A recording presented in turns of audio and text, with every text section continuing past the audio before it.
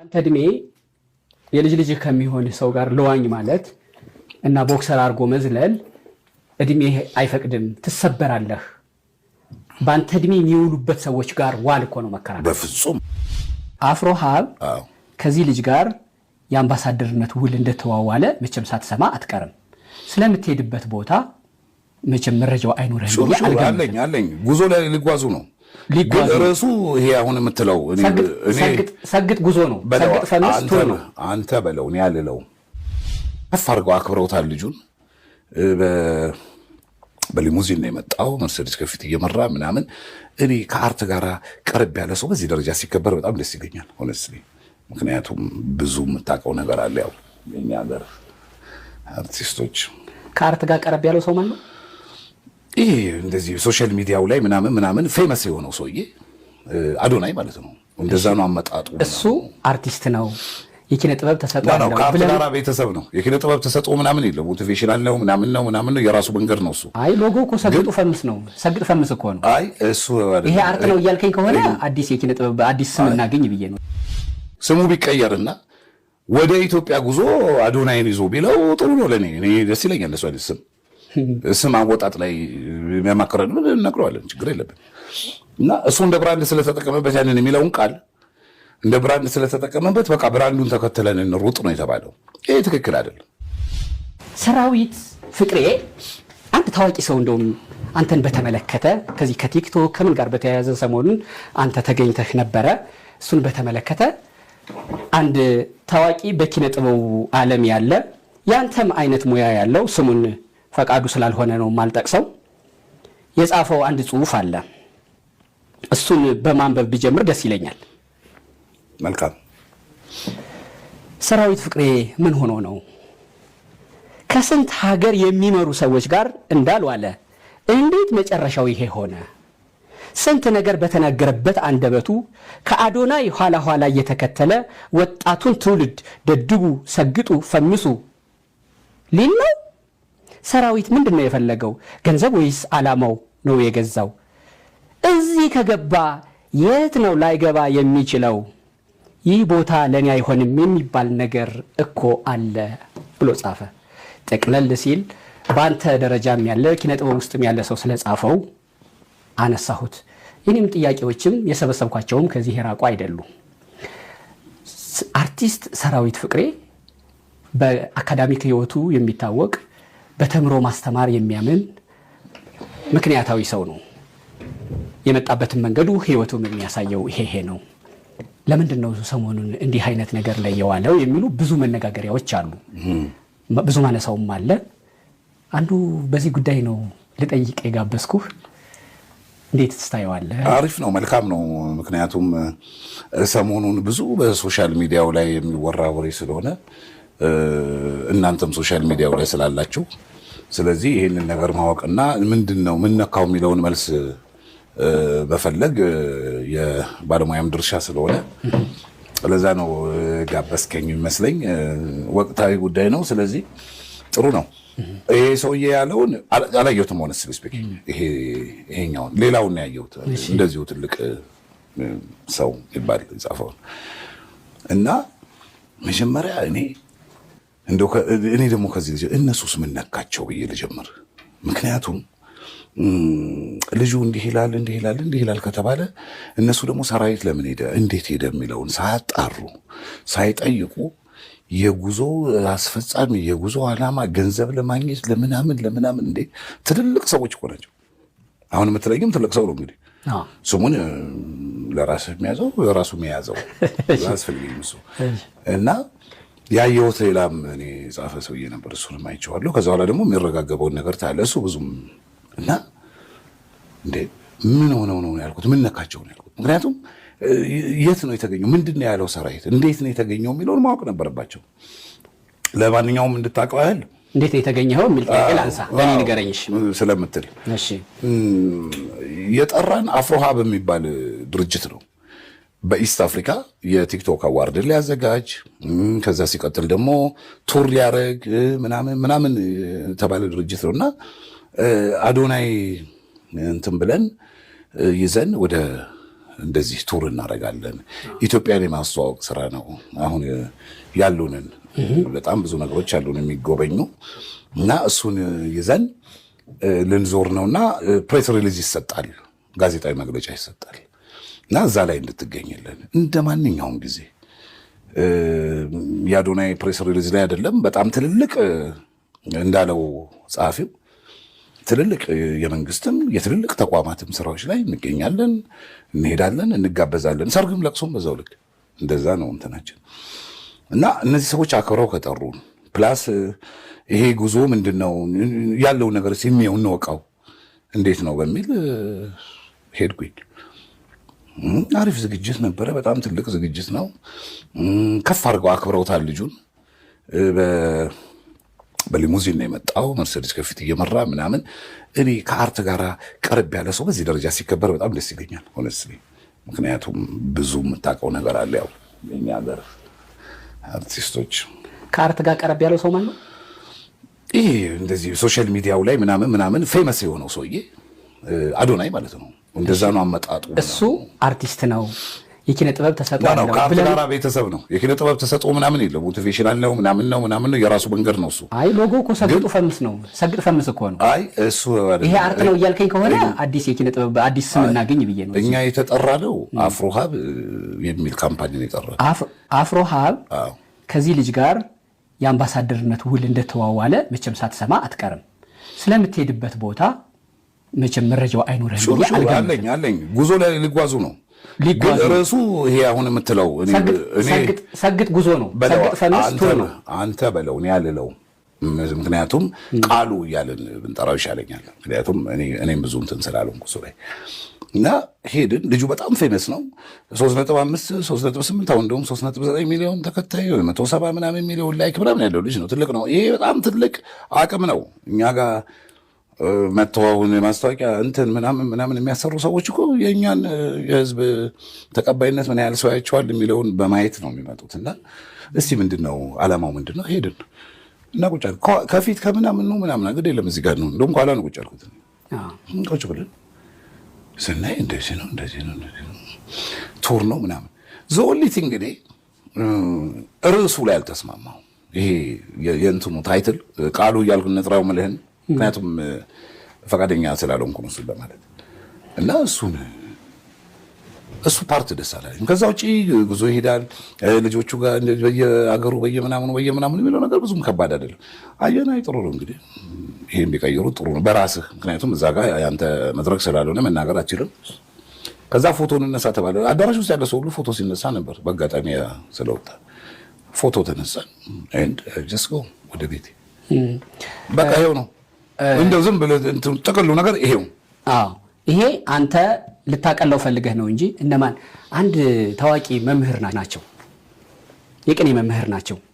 እና አንድ ቅኔ የማያውቅ ሰው ቅኔ ላድርግ ብሎ ተነሳና ተጫወተበት አሉ። በኋላ እሳቸው ብድግ ብለው ካልሄድኩ አሉ። ኧረ ምን ነው ተብለው ሲለመኑ አይ እነማን ነበሩ መባል አለ፣ እንዲህ አይነት ነገር ሲደረግ እነማን ነበሩ የሚባል አለ። አንተ ስምህ የተከበረ ከነማንም ጋር እንደዋልክ በኪነ ጥበቡ ዓለምም ሰራዊት ፍቅር የመጣ ሲባል ራሱን የቻለ እሱ የተገኘበት ከተባለ ስምህ ማስታወቂያ ነው። ይሄ ልጅ ደግሞ አንተ እንዲያውም የተከታዮቹን ብዛት ቆጥረህ ሁሉ ይሄ ቢዝነስ ነው። ኦፍ ኮርስ አዎ ቢዝነስ ነው። ጥያቄውም የብዙ ሰውም ጽሁፍ ገንዘቡ ነው። እዚህ ጽሁፍ ላይም ቅድም ሳነበው ነበረ ገንዘቡ ነው ወይስ ዓላማው ነው ያስኬደህ ነው ጥያቄው። ነው የልጁ እንትን አለ። አሁን ምንድነው እሱ የገለጸበት መንገድና ሌላው ተመልካቹ የተረዳበት መንገድ የተለያየ ሊሆን ይችላል። ብዙ ጊዜም እንደሚለው ደጋግሞም እንደሚናገረው እንዲህ ማለቴ ጠንክሩ፣ ጎብዙ፣ ለወሬ ለይሉኝታ ለምናምን እንትን አትበሉ ምናምን ነው የሚለው። ይሄ መንገዱ ነው እና ይሄ ደግሞ ህዝቡና ጄኔሬሽኑ ወጣቱ ምናምን ተከትሎ እንዴት እንደሚያብድ አይታል። ልጁም ሲሸለም ነበር፣ እኔ ነበርኩ ሸለም። ሶስቱንም የቲክቶክ አዋርድ ሸላሚ እኔ ነኝ። አሁን እስር ቤት ነው። ትልልቁን አዋርድ የትም ሊሆን ይችላል፣ እሱ ችግር የለውም። እንግዲህ እሱ ነገ ተነገ ቃሉን መጠቀም ያልፈለከው ምናልባት እሱ ላይ የመጣ እስርም እንደው እንዳያዘነብል ነው። አይ እኔ ብዙ ፈቃደኛም ስላልሆንኩ ነው። እኛም በግልም ነግረነዋል። ከዛ በኋላ እንዴት ተሳስቶ ደግሞ እንደገና ትንሽ ከፍ አድርጎ እንደተናገረው አላውቅም እንጂ ልክ አይደለም። ይሄ እንደዚህ ይሄ ባይሆን ጥሩ ነው፣ በቃ ይቀየር፣ ሌላውን ነገር መስራት ይችላል። ምክንያቱም በጣም ብዙ ነገሮች ይሰራሉ፣ የሚገርም አይደለም። እና እዛ ውስጥ መግባትህ ብዙ የሚገርም ነገር አልመሰለኝም። እኔ የትም ቦታ ትሄዳለህ፣ የሰውየው ስህተት ሊሆን ይችላል። ሰርግ ተጠርተህ ሄደህ እኮ ሰዎቹ በሶስተኛው ቀን ሊጋደሉ ይችላሉ። አንተ የሚያገባህ ነገር ያለ አይመስለኝም አይደለ? ትጠራለህ፣ ትሄዳለህ። እነሱ ተጣሉ፣ ተፋጁ፣ ያንተ ጉዳይ አይደለም። የዓላማው ነው የማይሆነ ዓላማውም አሪፍ ነው። ጉዞ ነው። ለምሳሌ ስሙ ቢቀየርና ወደ ኢትዮጵያ ጉዞ አዶናይን ይዞ ቢለው ጥሩ ነው ለኔ። እኔ ደስ ይለኛል። እሱ አይነት ስም አወጣጥ ላይ የሚያማክረን ምን እነግረዋለን፣ ችግር የለብን። እና እሱ እንደ ብራንድ ስለተጠቀመበት ያንን የሚለውን ቃል እንደ ብራንድ ስለተጠቀመበት በቃ ብራንዱን ተከትለን እንሩጥ ነው የተባለው። ይሄ ትክክል አይደለም። እዛው ነገርካቸው እንደዛ ሰው አንድ ነገር አልነገርኳቸውም። ሰርሽ አይመለከተኝም። ለማቋረጥ ተጋብዘሃል እኮ ኖ እኔ በቃ ተጋብዣለሁ። አንተ ትውልድን የመረጥ አይደለም። ትውልድ አንተ ሰራዊት ፍቅሬ ምን አለ ተብለህ የምትጠየቅ ሰው ነህ። ለዛም ነው እኮ እየተንጫጫን ያለ ሚዲያ ላይ አይደለም የነገርኩህ፣ እየተንጫጫን ያለ ነው። አንዱም ጥያቄ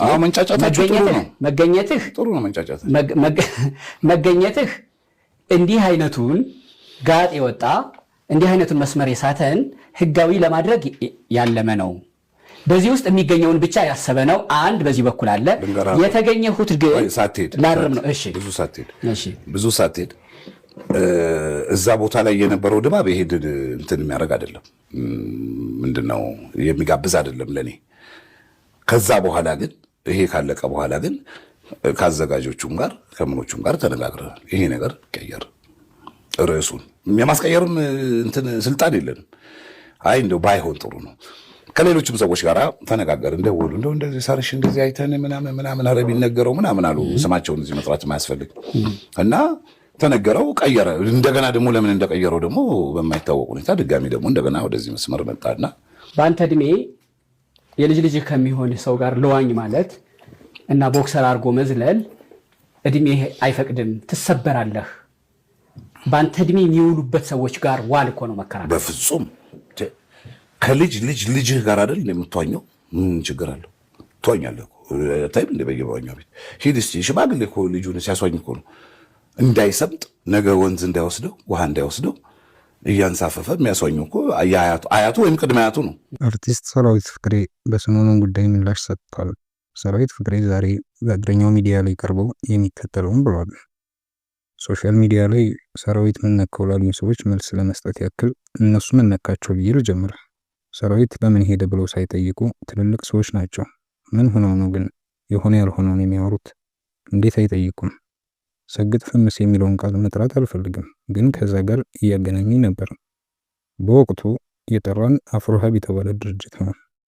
ዓላማው በኢስት አፍሪካ የቲክቶክ አዋርድ ሊያዘጋጅ ከዛም ቱር ሊያደርግ እንደሆነ ነግረውኝ ጋዜጣዊ መግለጫ ሊሰጥ ነው ተብዬ ነው የተጠራሁት። ዝግጅታቸው ትልቅ ነበር። ልጁ በሊሞዚን ነው የመጣው። በማርቸዲስ ታጅቦ ነበር። የአርት ሰው እንደዚህ ሲከበር ማየት በጣም ደስ ይላል። እዚህ ጋር ተክለ ሃይማኖት ታስቆመውና ጥያቄ ጠየቀው። ማን ነው የአርት ሰው? ሰራዊት እንዲህ ሲል መለሰ። አዶናይ ነው። ተክለ ሃይማኖት ስንት ትላልቅ አርቲስት ጋር የነበርክ ሰው አይደለ? ሰግጥ ፍምስ ማለቱን የአርት ሰው ያሰኘው? ሰራዊት ለኔ የአርት ሰው ነው። እንደነገርኩህ ነው። በጊዜው ዓላማው ምንድን ነው ብለን ሄደን ስናይ ትልልቅ ዝግጅት ነው። በበኩሌ ብቸኛ ያልተስማማሁበት ነገር ስያሜው ላይ ነው። እሱ ነገር ብቻ ደስ አላለኝም። ተክለ ሃይማኖት እዚህ ጋር አስቆመውና ጠየቀው። ምኑ ነው ደስ ያላለህ? ሰራዊት ስሙን አልጠራም። ሰርሽ ቀጠለና ዝግጅት ላይ ታድመን ስንጨርስ የፎቶ ፕሮግራም አሉ። ከዛ ፎቶ ተነሳን፣ ወደ ቤት ሄድን። ያለው ነገር ይህ ነው። ምናልባት ግን ስያሜውን ወደ ኢትዮጵያ ጉዞ አዶናይን ይዞ ቢሉት ጥሩ ነበር ሲል ምላሽ ሰጠ። እዚህ ጋር ተክለ ሃይማኖት በጣም ጠበቅ አድርጎ ሲጠይቀው ነበር። አንተ ነህ እንጂ ያቀረብከው ነገሩ ቀላል አይደለም ሲል ምሳሌ ጋር አዋዝቶ ነገሩን አጥብቆበታል። አንድ ባለቅኔ ቅኔ የሚዘረፍበት ቦታ ላይ ተጠሩ። እዛ ቦታ ላይም አንድ ቅኔ የማይችል ሰው ቅኔዎችን እያበለሻሸ ሲዘርፍ ተነስተው በንዴት ወጥተው ሄዱ። ሰዎችም ለምን ወጡ ብለው ሲጠይቋቸው እነማን ነበሩ መባል አልፈልግም ሲሉ መልሰዋል። አንተም እዛ ቦታ ላይ የኔ ፕሮግራም አይደለም ብለህ እዛው ላይ መቀመጥህ ጥሩ አልነበረም፣ ወጥተህ መሄድ ነበረብህ ሲል መግቶታል። ከዚህ ቀን መልስ በኋላ ብዙ ሰዎች የራሳቸውን ሀሳብ በሰራዊት ፍቅሬ ላይ ሰንዝረዋል። አንዳንዶች ደግፈውታል፣ አንዳንዶችም ተቃውሞታል። እስኪ ከተነሱ ሀሳቦች መካከል የተወሰኑት እንዲህ ከተቃወሙት መካከል አንደኛው እንዲህ ሲል ፌስቡክ ፔጁ ላይ ያስፍሯል። ሰራዊት ፍቅሬን የሚያክል ሰው እንዴት በዚህ መጠን የአርቲስትና የአርት ሰው ግንዛቤን ያጣል?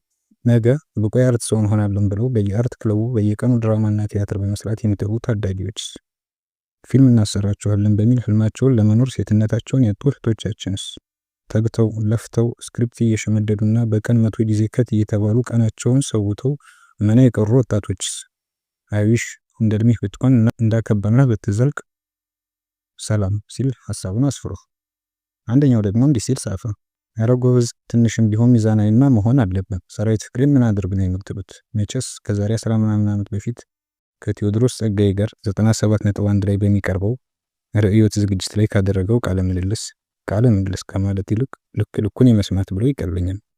ከዛ ጊዜ ጀምሮ እስከ ቤቲ ኤልቲቪ አዋርደዋለሁ ብላ ተዋረደችበት ቃለ ምልልሱ ድረስ በሰማሁት ቁጥር ኢትዮፒካ ሊንክ ላይም ሲቀርብ የበዓል መሰናዶች ላይም ቢጠየቅ አሁን ራሱ ስለሱ እየጻፍኩ እያስገረመ የሚያስቀይ ብቸኛው ሰራዊት ፍቅሬ ነው። በእውነቱ ልዩ ሰው ነው። እያዋረዳችሁትም የማይቀል እያከበራችሁትም የማይከብ ባለ አዞ ቆዳ በሽማግሌ ሰውነት ውስጥ ያለ ጎረምሳ ማለት ሰርሽን ሁሌም መልሳለሁ። አሳመነህ አላሳመነህ የራሱ ጉዳይ፣ ግን ትሰማዋለህ። አይፈራም፣ አያፍርም፣ አይሽኩርም።